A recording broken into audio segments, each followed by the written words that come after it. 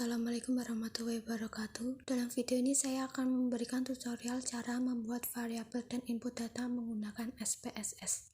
Di sini saya akan menggunakan dua contoh data. Baik, sebelum ke tutorial, saya akan memberikan sedikit penjelasan di SPSS ini.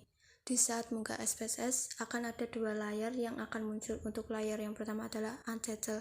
Untitled ini digunakan untuk input data dan mengolah data, dan hasil olahannya akan keluar di bagian layar kedua, yaitu bagian output. Lalu di untitled ini juga terdapat dua halaman. Halaman pertama data view yang digunakan untuk menginput data statistik, sedangkan di halaman kedua variable view. Di bagian ini untuk menginput data variabel statistik dan hanya digunakan pada saat memasukkan dan mendefinisikan variabel-variabel. Nah, bagaimana cara menginput data? Saya akan menjelaskan di contoh pertama dan kedua. Pertama-tama kita masuk terlebih dahulu ke variable view. Di sini kita memasukkan terlebih dahulu, misal barang, harga pokok, stok gudang. Di sini kita tidak boleh memberikan spasi. Jika ada dua suku kata, kita bisa menyingkatnya atau di underscore. Setelah kita membuat semua variabel, kita fokus ke type. Yang pertama, barang kita ubah ke string karena barang ini fokus ke tulisan saja. Untuk bagian ini numerik tidak masalah. Where ini digunakan untuk memberikan jumlah karakter dalam satu variabel.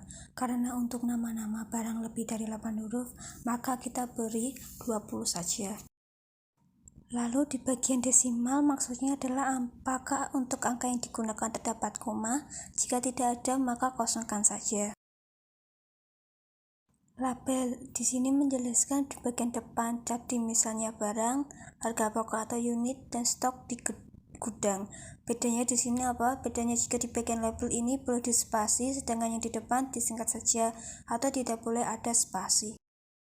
Lalu di bagian measure di sini terdapat scale, ordinal, dan nominal.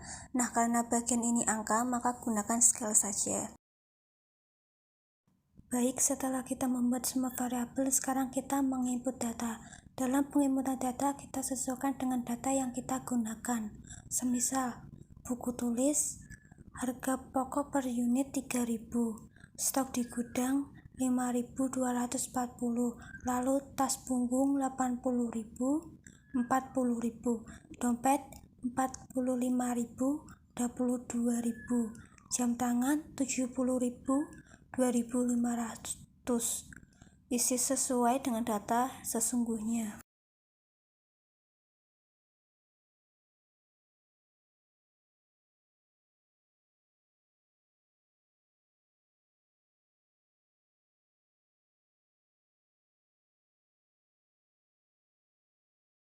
Setelah semua data terinput, kita tinggal save di bagian file, lalu save as.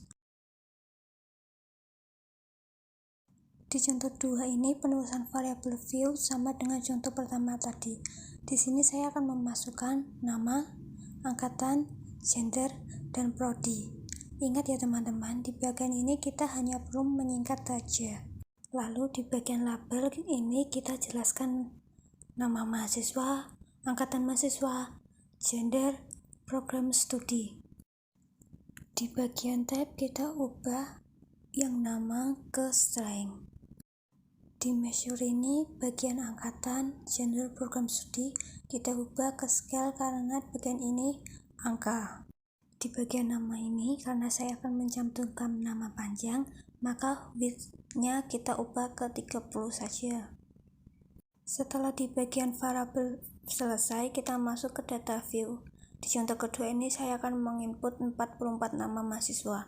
Karena saya tidak mungkin menulis semua nama di dalam satu video, maka saya akan menggunakan contoh 6 nama saja, lalu saya akan skip langsung ke 44 nama mahasiswa. Yang pertama, Syafani Nurlaila Santoso, Anasifa Yuniar Nugroho, Putri Kartika, Niko Nurhartanto, Hernanda Hurrahman, dan Tia Mitra. Angkatan mahasiswa 2019. Oh ya, maaf lupa, di bagian desimal jangan lupa diganti ya teman-teman.